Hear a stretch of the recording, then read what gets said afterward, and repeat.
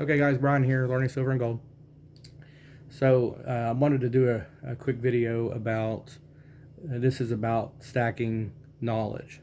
Okay, and obviously, what I mean by that is you can see here, I've got some books out here that it's in my collection. And when you talk about stacking silver and gold, and just like silver and gold, we want it in our possession. We want physical gold and silver in our possession.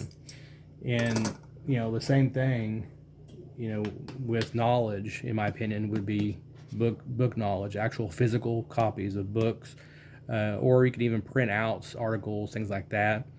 But main thing is having a copy, in your possession of that knowledge, and to where it can actually go with you if needs be, and stuff. So, and then just being able to kind of get that stuff as you can, and you can go through it as things for your life and stuff as you're able to use that knowledge and stuff. Right now, like for me, I don't have a homestead yet, but it's one of my goals and stuff. So, but I've got stuff in here. You may have seen some of these online. That's where some of my bought, some of my found in used bookstores and stuff. The no grid survival projects. I've got one on chickens. I mean, I don't have chickens yet, but that's one of my goals. If if and when I get a homestead, then stuff like this can come in handy, right? Then there's the self-sufficient backyard. I've got stuff on like canning, gardenings in here, attainable, sustainable. But there's all kinds of different things. Survivals in here. I've got some survival stuff. Survival manual, back to basics is one over there. And I just got in 2 more this week on growing beans. And just something I was kind of, when I'd seen this online at, I think it was chelseagreen.com or something.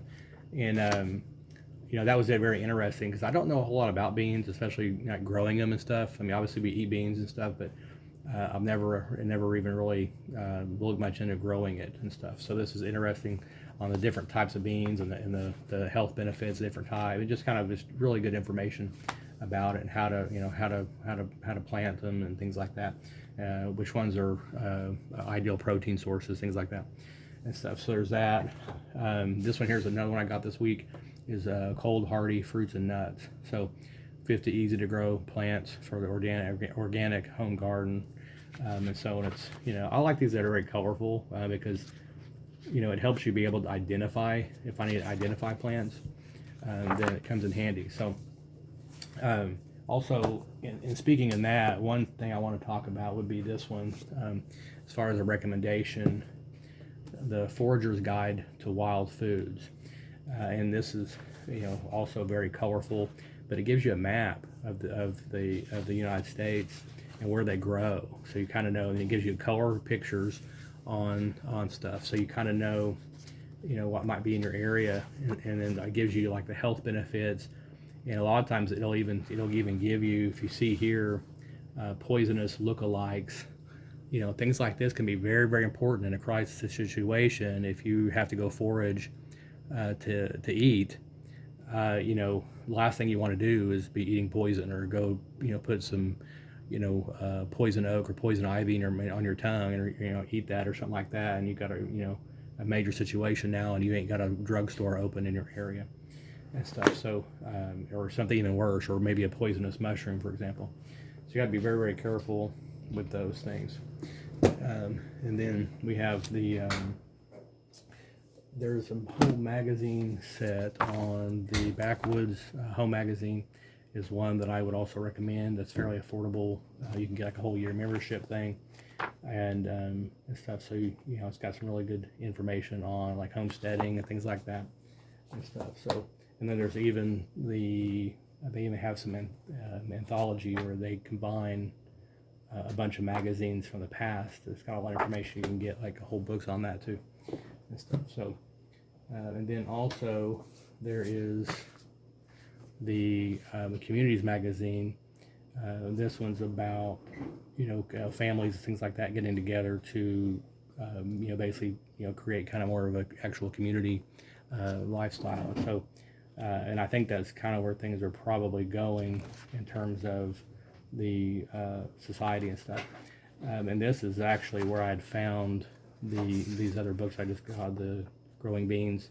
I'd seen an advertisement in here, for that in here too. Just kind of skimming through this. Yeah, so here's the advertisement that in case anyone's interested in that, you can pause that and go look at that if you're interested in it. Okay, and stuff. So but I would definitely recommend the Forager deal would be one, and stuff. So then also this another recommendation would be this one here, the Grow System, and this was one that I had heard Marjorie Wildcraft on YouTube. I think it was on not ITM Trading, but it was on the other Beyond Silver and Gold channel. I think she was on there a while back. And very simple, very interesting system that she was talking about, and that relates back to this, where as far as like if you're just going to do your own small local homestead, well, she kind of found a system where it makes it very quick, and you can get up and running very quickly and affordable, fairly affordably. And so, the first step is chickens. You get, I think it's 6 or 8 chickens that are ready. They're egg laying chickens. And so you start there, and of course you have to have a hen and all that stuff, and all those they have it built out. But so you start there, where you start getting an immediate protein source. Okay, you get that going, and then as you get that going, obviously you're not have to go buy eggs now at the store, so it's one less item to worry about that's going up in price everywhere, is eggs. So, but it gives you a protein source for you and your family. So you have something to eat, and then. From there, then the step 2 is to get rabbits, which I thought that was very unique. I've heard about chickens and all that, but the rabbit one I hadn't really heard much about. And she was talking about how so the rabbits, they produce very quickly, and it's a even more hardy protein source. Also, their poop it comes out in little pellets. Well, those I can't say it, but those little pellets are fertilizer basically. So then you're going to use that in any kind of in your fertilizer, compost type of stuff. Then you're going to use all that and stuff. So you're kind of making your own little ecosystem basically over time. And then plus, as you get good at it, you can also as you get more rabbits and stuff, then you can even you can sell rabbits as pets, and or even other farmers that want to do their own. You can maybe sell it for local barter in your area. You can, even if you get good at the skinning them and things like that, that could be a possible source for clothing, things like that, for coats and blankets and things. If you get good at that, or someone in your household is good at sewing, those kind of things and stuff. So, and then after that, then you get into gardening. Okay, then the third step is kind of that's when you start doing your actual your vegetable garden and stuff like that, and get that going. So. But very interesting. So that's one that I would recommend looking into especially if you don't have a homestead yet, and you're like me, you want one, then this might be a very a kind of a good place to start. And so just so you kind of have an idea, and you're not wasting a lot of time, money, and frustration, doing things that you shouldn't be doing, or doing things out of order that won't get you sustainable very fast. Okay, so that'd be one I'd recommend for sure. So. And then of course, you're going to keep stacking, silver, gold, and I even got some bullets recently for my 22 long rifle, just for hunting small game, things like that. So I went ahead and got another box of ammo for that recently and stuff. But I didn't buy any silver and gold recently, but I have been focused lately on knowledge. I do have a third. Well, I think I got a third. I got 2 more books I think coming in. That I've also got as well coming. I can't remember what the topics were now, but they'll probably be here by this week or next week probably and stuff. So, but some things to keep in mind. So check out, like I said, Backwoods Home Magazine, Communities Magazine, maybe if you're interested in that kind of thing. And I just have subscriptions with those, so they just come. I hope it's monthly or quarterly or something. But and I kind of skim through them. I say read them word to word or page to page, but I kind of like to skim through them a little bit. And like I said, sometimes I find things that can articles or advertisements, things like that. But it does intrigue me. I did start looking at some housing recently, and with all the costs going up, even on rent, I started looking again, and man, the housing prices are just ridiculous. But I have noticed, some of the prices are coming down a little bit too. So which that encourages me, and I think in the environment we're going into, where the housing prices are, they're probably the bottom's going to fall out eventually, and that's going to be the time to pounce. And it's possible we've seen in the past that, back in, what was it, 2007, 8, and 2009, somewhere in there. I remember Obama had done a big tax credit for housing, and so if history proves true, then it's very possible when the next collapse happens, maybe even 2023 or 2024 or somewhere in there. When it happens, then in the whole, the government, we've seen the government usually will step in, and so that might be the time, in my opinion, at least for me, in the situation I'm in, since I don't have a homestead yet. That might be the time to pounce. That's kind of one thing I'm hoping on anyway, is that all of a sudden, when houses are frozen, people can't, they can't sell their houses, and everyone's stuck.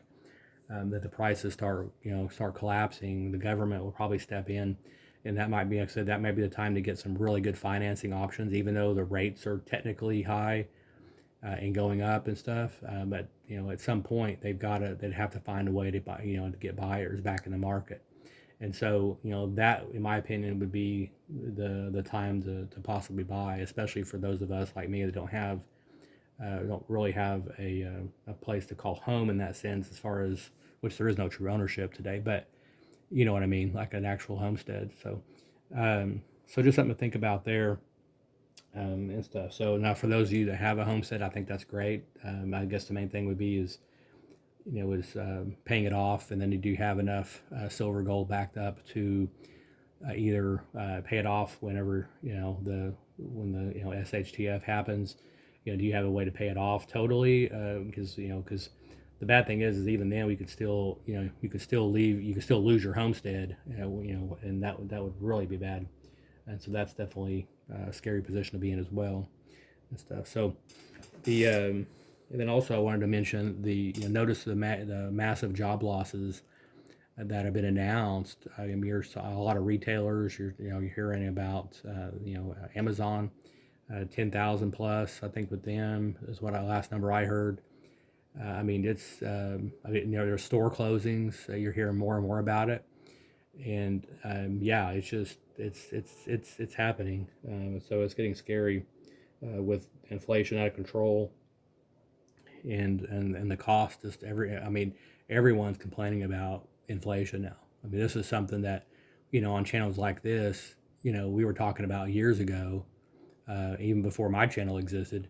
But people that I listen to have been talking about it, and the average person just kind of laughs at us, laughs at people like us, and there's all kinds of terms for it, gold bugs or silver bugs or whatever. But those same people aren't laughing. Put it that way. They're not laughing anymore. Now they're crying at the gas pump. They're sifting through their wallet at the grocery store now, trying to get some groceries and stuff. So something to think about is all this. I know it is a lot going on right now, and so things are moving so fast it can be difficult to kind of pause. And so I think we have to really pause, keep our heads, and just really think through, okay, what's our next step? So there's like I said, for me, homestead's one of those. I still need a generator. Obviously, being in an apartment, that's kind of limiting on that. But so there's some things like that that's still on my list as well that I need, especially with probably the coming power outages and things. Although I'm in a state that's probably not as high of a risk as other states are. If I was on the coast anywhere, I mean, I think if you don't have a generator, you better have something prepare for the outages, especially California right now. But yeah, so I'm in an area that's probably not as likely to be as affected, other than just minor storms or something that come up. But still, it's still something that's on my list. So, all right, well, we'll stop it there today. So y'all keep stacking knowledge. All right, be blessed.